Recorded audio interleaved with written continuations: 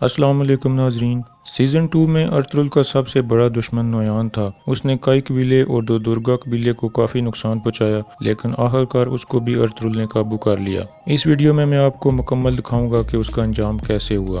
نویان کو ایک دفعہ ارطغرل کا بھائی گندوگدو گرفتار کرنے میں کامیاب ہو جاتا ہے اور اس کو قبیلے میں لے آتا ہے تاکہ سب کے سامنے اس کا سر قلم کر سکے۔ اس طرح نویان کو ایک پنجرے میں قید کر دیا جاتا ہے تاکہ اگلے دن صبح کے وقت اس کو سزا دی جائے۔ اگلے دن اس کو سب کے سامنے لایا جاتا ہے، لیکن جیسے ہی گندوگدو اپنی تلوار اٹھاتا ہے، ادھر سے سلجوق ریاست کا امیر سعد الدین کوپک نمودار ہو جاتا ہے اور وہ حکم جاری کرتا ہے کہ نویان کی سزا روک دی جائے کیونکہ منگولوں کے ساتھ صلح کا معاہدہ ہو گیا ہے۔ پہلے تو سب لوگ انکار کرتے ہیں، لیکن آخرکار ان کو سعد الدین کی بات ماننی پڑتی ہے اور وہ نویان کو اس کے حوالے کر دیتے ہیں۔ سعد الدین نویان کو لے کر ایک قریبی مہمان خانے میں چلا جاتا ہے اور اس کے ساتھ ایک نئی چال چلتا ہے۔ اوپر سے وہ نویان کا دوست بن جاتا ہے، لیکن خفیہ طور پر وہ نویان کے قریبی ساتھی تانگت سے ملا ہوتا ہے اور وہ تانگت کو خفیہ طور پر کہتا ہے کہ تم نویان کو ختم کر دو، اس کے بعد میں تمہیں نویان کی جگہ کمانڈر بننے میں مدد کروں گا اور بدلے میں تم میری مدد کرو گے کیونکہ میں سلطان بننا چاہتا ہوں۔ چنانچہ نویان جب واپس اپنے ٹھکانے پر پہنچتا ہے تو تانگت اپنے ساتھیوں سمیت اس پر حملہ کر دیتا ہے، لیکن اسی دوران نویان کا قریبی ساتھی اولو بل آ جاتا ہے اور اس کے ساتھ کچھ سپاہی بھی ہوتے ہیں۔ اس طرح منگولوں کے دو گروپ آپس میں ہی لڑنا شروع کر دیتے ہیں اور اسی دوران نویان بھاگنے میں بھی کامیاب ہو جاتا ہے۔ دوسری طرف ارطغرل کا بڑا بھائی سنگر تیکن اور ڈیلی دامیر نویان کو مارنے کے لیے گھات لگائے بیٹھے ہوتے ہیں، لیکن نویان ان سے بھی بچنے میں کامیاب ہو جاتا ہے۔ لیکن اس دوران تانگت ان کے ہتھے چڑھ جاتا ہے اور اس کے ساتھ لڑائی شروع ہو جاتی ہے۔ اس لڑائی کے دوران ڈیلی دامیر شہید ہو جاتا ہے اور تانگت سنگر تیکن کے ہاتھوں مارا جاتا ہے اور یہاں پہ تانگت کا خاتمہ ہو جاتا ہے۔ بھاگنے کے بعد نویان واپس چنگیز خان کی طرف چلا جاتا ہے اور جاتے جاتے ارطغرل کے بھائی سنگر تیکن کو کہتا ہے کہ وہ بدلہ لینے ضرور آئے گا۔ چنانچہ کچھ عرصے بعد نویان ایک دفعہ پھر اس علاقے میں واپس آ جاتا ہے اور اپنے ساتھ کافی سارے نئی سپاہیوں کو بھی لے آتا ہے اور ایک غار میں ڈیرا بنا لیتا ہے۔ سعد الدین بھی اسی علاقے میں موجود ہوتا ہے تو ایک دن نویان اس کو ملنے جاتا ہے، جہاں سے اس کو خبر ملتی ہے کہ ارطغرل کا چھوٹا بھائی دھندار اور حلیمہ کا چھوٹا بھائی یید پہاڑوں سے واپس آ رہے ہیں، اور یہ خبر ان تک پہنچانے والا تج تیکن کا خاص سپاہی بواج ہوتا ہے جو کہ خفیہ طور پر سعد الدین کے ساتھ مل جاتا ہے۔ سعد الدین نویان کو کہتا ہے کہ وہ ان دونوں کو راستے سے ہی گرفتار کر لے، لیکن ارطغرل کے بھائی دھندار کو میرے حوالے کر دے تاکہ میں کئی قبیلے کا اعتماد حاصل کر سکوں۔ چنانچہ ایسا ہی ہوتا ہے اور نویان ان دونوں کو گرفتار کرنے میں کامیاب ہو جاتا ہے اور وعدے کے مطابق دھندار کو سعد الدین کی طرف بھیج دیتا ہے۔ اس کے بعد سعد الدین سنگر تیکن کو بلا کر دھندار کو اس کے حوالے کر دیتا ہے اور اس کا اعتماد حاصل کرنے میں کامیاب ہو جاتا ہے، لیکن ارطغرل اس کی چال سمجھ جاتا ہے اور سعد الدین کی مخالفت جاری رکھتا ہے۔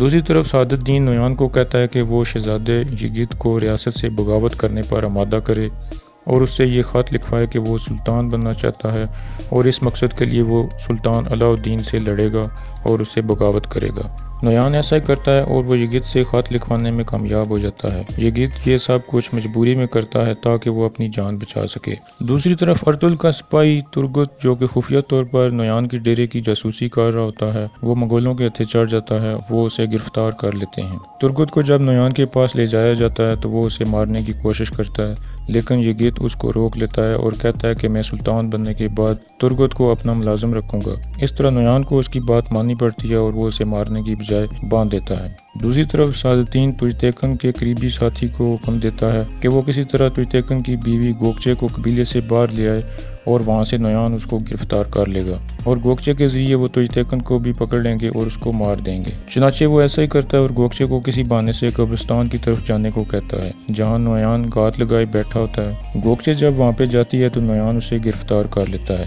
جب تج تیکن کو اس بات کا پتہ چلتا ہے تو وہ گوکچے کو چھڑانے کے لیے نویان کو ڈھونڈنا شروع کر دیتا ہے۔ اسی دوران وہ نویان تک اکیلے پہنچنے میں کامیاب ہو جاتا ہے، لیکن نویان اس کے سامنے گوکچے کا گلا کاٹ دیتا ہے اور تج تیکن کو بھی شدید زخمی کر کے چلا جاتا ہے۔ تج تیکن کو اس کے ساتھی واپس قبیلے میں لے کر جاتے ہیں، لیکن وہ زخمیوں کی تاب نہ لاتے ہوئے رات کو شہید ہو جاتا ہے۔ جب ارطغرل کو اس بات کا پتہ چلتا ہے تو وہ اپنے ساتھیوں کو کہتا ہے کہ وہ کسی طرح غدار بواج کو پکڑ کر لے آئیں، جس کی وجہ سے گوکچے اور تج تیکن کی زندگی چلی جاتی ہے۔ ارطغرل کے ساتھی بواج کو پکڑنے میں کامیاب ہو جاتے ہیں اور اس کو ارطغرل کے پاس غار میں لے آتے ہیں، جہاں ارطغرل اس سے نویان کا پتہ پوچھتا ہے۔ پہلے تو وہ انکار کرتا ہے، لیکن کچھ مار کھانے کے بعد وہ سب کچھ بتانے کے لیے تیار ہو جاتا ہے۔ اس طرح وہ اس کے ذریعے نویان کے ٹھکانے پر پہنچنے میں کامیاب ہو جاتے ہیں، جہاں پر نویان اپنے قریبی ساتھی اولو بل کی لاش کو جلانے میں مصروف ہوتا ہے۔ اس کے بعد لڑائی شروع ہو جاتی ہے اور نویان کے تمام ساتھی مارے جاتے ہیں، اور نویان کو گرفتار کر لیا جاتا ہے۔ ارطغرل کہتا ہے کہ وہ نویان اور بواج کو لے کر سلطان علاء الدین کے پاس جائے گا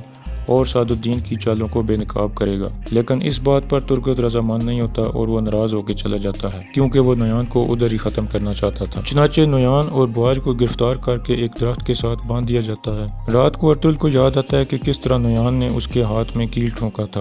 یہ خیال آتے ہی وہ اٹھتا ہے اور بیگ سے ایک کیل نکال لیتا ہے اور اسی طرح نویان کے ہاتھ میں بھی ٹھوک دیتا ہے۔ دوسری طرف سعد الدین نئی چال چلتا ہے اور سنگر تیکن کو کہتا ہے کہ وہ حلیمہ سلطان کے بھائی شہزادہ یزید کو مار دے کیونکہ اس نے ریاست کے ساتھ بغاوت کی ہے، اور سنگر تیکن اس بات پر رضامند ہو جاتا ہے اور کہتا ہے کہ میں ہر حال میں یہ ذمہ داری پوری کروں گا۔ تو اس طرح وہ چند سپاہیوں کو لے کر ارطغرل کے ٹھکانے پر پہنچ جاتا ہے جہاں ارطغرل موجود نہیں ہوتا، اور وہ ارطغرل کے ساتھی سپاہیوں کو کہتا ہے کہ یزید کو میرے حوالے کر دیں، لیکن وہ انکار کر دیتے ہیں اور اس طرح لڑائی شروع ہو جاتی ہے۔ اس دوران ایک چاقو نویان کے قریب گر جاتا ہے جس کے ذریعے وہ دونوں رسی کاٹنے میں کامیاب ہو جاتے ہیں اور آزاد ہو جاتے ہیں۔ اسی دوران ارطغرل بھی وہاں پہ پہنچ جاتا ہے اور وہ شہزادہ یزید کو بچانے کے لیے سنگر تیکن کو روکتا ہے۔ اس موقع کا فائدہ اٹھاتے ہوئے نویان تلوار لے کر ارطغرل پر حملہ کر دیتا ہے۔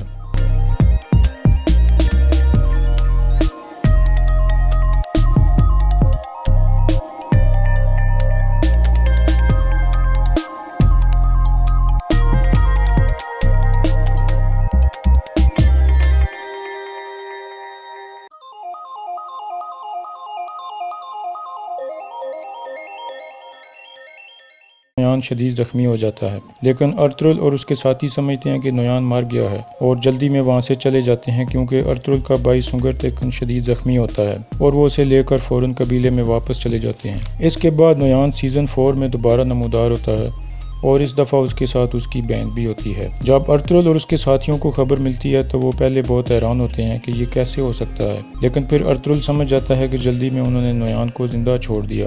دوسری طرف نویان ارطغرل سے بدلہ لینے کے لیے بے چین ہوتا ہے اور اپنی بہن کے ساتھ نئی منصوبہ بندی کرتا ہے۔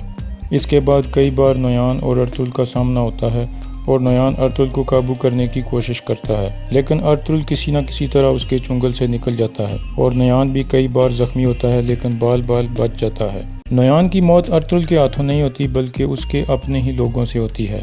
ہلاکو خان نویان کو ایک اہم ذمہ داری سونپتا ہے جس میں اس نے ایک قافلے کو منزل پر پہنچنے سے پہلے روکنا ہوتا ہے، لیکن نویان اس میں ناکام ہو جاتا ہے اور وہ قافلہ اپنی منزل پر پہنچ جاتا ہے۔ جب نویان واپس لوٹتا ہے تو ہلاکو خان اس کی ناکامی کی وجہ سے غصے میں آ کر اس کو مروا دیتا ہے، لیکن یہ سین اس ڈرامے میں کہیں بھی نہیں دکھایا گیا بلکہ صرف یہ بتایا جاتا ہے کہ نویان مر گیا ہے۔